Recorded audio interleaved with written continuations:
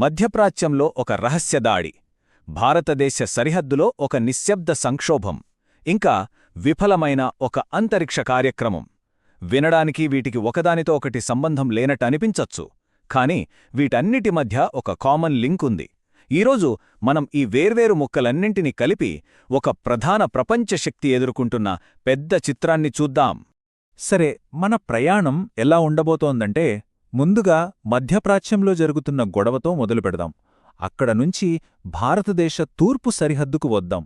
ఆ తర్వాత దేశంలోని టెక్నాలజీ సవాళ్లను చూసి చివరగా క్షేత్రస్థాయిలో అసలు వాస్తవాలు ఎలా ఉన్నాయో పరిశీలిద్దాం. మొదటి టాపిక్: ఇరాన్ ఇజ్రాయెల్ మధ్య రాజుకుంటున్న వివాదం. ఈ వివాదం ఇంకా పెద్దది అవ్వడానికి అమెరికా వేసిన ఒక తప్పుడు అడుగు ఎలా కారణమైందో చూద్దాం. ఈ కథ ఇక్కడ్నుంచే మొదలవుతుంది, ఒక ఆశ్చర్యకరమైన వాగ్దానంతో. రోజుకు కొన్ని బిలియన్ డాలర్ల నష్టాన్ని తెచ్చిపెడుతున్న ఈ యుద్ధం నుంచి బయటపడాలని అమెరికా ఎంతలా చూస్తోందో ఈ ఒక్క మాట చాలు చెప్పడానికి. అసలు దాడి జరిగిన ఈ సౌత్ పార్స్ గ్యాస్ ఫీల్డ్ ఏంటి? ఇది కేవలం ఒక గ్యాస్ ఫీల్డ్ కాదు, ఇరాన్ ఆర్థిక వ్యవస్థకు ప్రాణం లాంటిది. అందుకే ఈ దాడి అంత పెద్ద విషయమైంది. అలీ లరిజానీ హత్యతో ఈ గొడవ కేవలం రాజకీయంగానే కాదు, వ్యక్తిగత స్థాయికి కూడా వెళ్ళిపోయింది.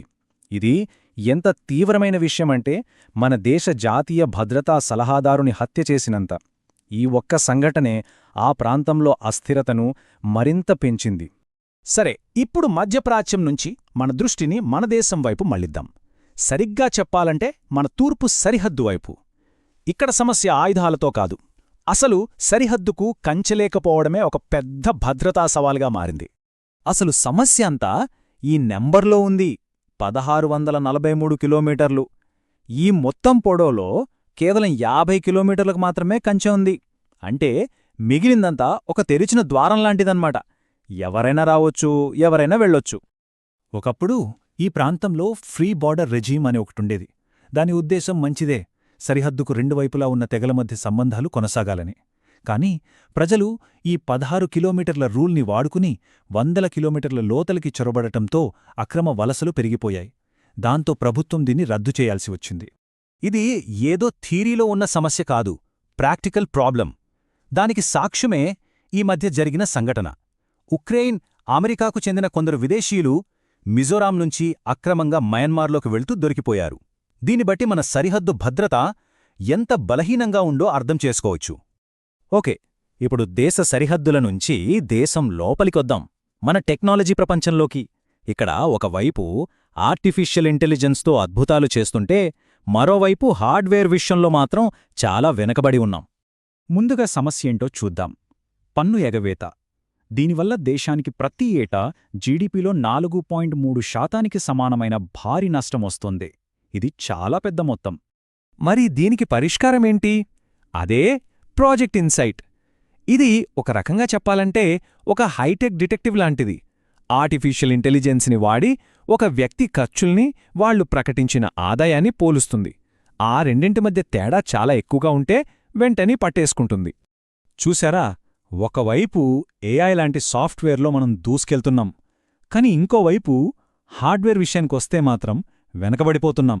దానికి బెస్ట్ ఎగ్జాంపుల్ ప్రపంచమంతా వాడే జీపీఎస్కి మన సొంత నావిగేషన్ సిస్టమ్ అయిన నావిక్కి మధ్య ఉన్న ఈ తేడానే. ఈ చార్ట్ చూస్తే నావిక్ కథ మొత్తం అర్థమవుతోంది. 2013 నుంచి 11 ఉపగ్రహాలు పంపిస్తే వాటిలో పనిచేస్తున్నవి కేవలం 3 మాత్రమే. అంటే ఫెయిల్యూర్ రేట్ 73% కన్నా ఎక్కువే అన్నమాట. అసలెందుకిలా జరిగింది? సమస్య అంతా అటామిక్ క్లాక్స్లో ఉంది. ఇవి సరిగ్గా లేవు. టైం, లొకేషన్ కరెక్ట్గా చెప్పాలంటే ఇవి చాలా ముఖ్యం. మన సిస్టమ్కి గుండెలాంటివన్నమాట. ఒకే సరఫరాదారు మీద ఆధారపడితే ఎంత పెద్ద ప్రమాదముంటుందో ఇది చూపిస్తోంది. సరే, ఇవన్నీ పక్కన పెడితే చివరగా మనం చాలా బేసిక్ విషయానికొద్దాం. అసలు పురోగతి అంటే ఏంటి? అది ప్రజలకు ఎలా అందుతోంది? ప్రభుత్వ లెక్కల్లో ఎలా కనిపిస్తోంది? జల్ జీవన్ మిషన్ చాలా పెద్ద పథకం.